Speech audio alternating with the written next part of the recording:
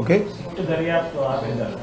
ఆఫీసరా స్వయం ప్రతిపత్తి సుప్రీంకోర్టు తదుపరి ఉత్తర్వులు వచ్చే వరకు దర్యాప్తు ఆపేయాలని బీజేపీ 3వ తారీఖు ఓకే గురువారం అంటే నాకు తెలిసి నేను విన్నదాని ప్రకారం నేను చదివిన ప్రకారం సిట్టుని కొనసాగించాలా వద్దా అనే దాని మీద సొలిసిటర్ జనరల్ని అడ్వైజ్ అడిగారు 3వ తారీఖు తప్ప సిట్టు విచారణ మీద ఏ రకమైన స్టే సుప్రీంకోర్టు లేదు.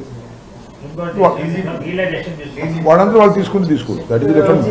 That is left your supreme court నమ్మకం లేదని ఒక వ్యాఖ్య కూడా చేసింది. ఎవరు సుప్రీంకోర్టు సిట్టు ఏర్పాటు చేసిన దాని మీద కూడా కరెక్ట్ కాదు అనేది ఒక అభిప్రాయం వ్యక్తం చేసింది. కేంద్ర ప్రభుత్వ సంబంధించింది అది దాని నుంచి ఎంక్వైరీ చేయొచ్చు కదా మీరు స్టేట్ అడ్వకేట్స్.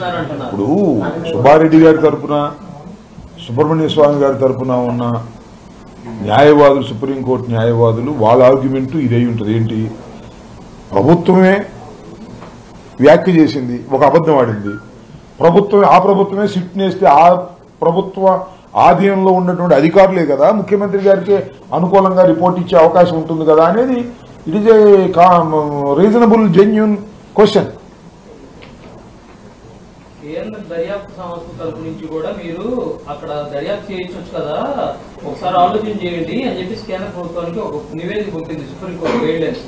ఓకే, అందువల్ల సరే ఏదైనా 3వ తారీఖున ఈ సిట్ కొనసాగుతుందా లేక ఏదైనా మరొక ఎంక్వైరీని ఆదేశిస్తారా అనేది సుప్రీంకోర్టు సెంట్రల్ ఎంక్వైరీని ఆదేశిస్తారా అనేది ఇక కోర్టు వారి ఉద్దేశం. సుబ్రహ్మణ్య స్వామి గారి సుబ్బారెడ్డి గారి అడ్వకేట్లు ఏం కోరుతారు, కోర్టు ఏం రియాక్షన్ అయితే we will see on third is కొద్దిగా జడ్జిమెంట్ వచ్చే ఒక ఆర్డర్ వచ్చే అవకాశం ఉందని అందరూ ఎదురు చూస్తున్నారు.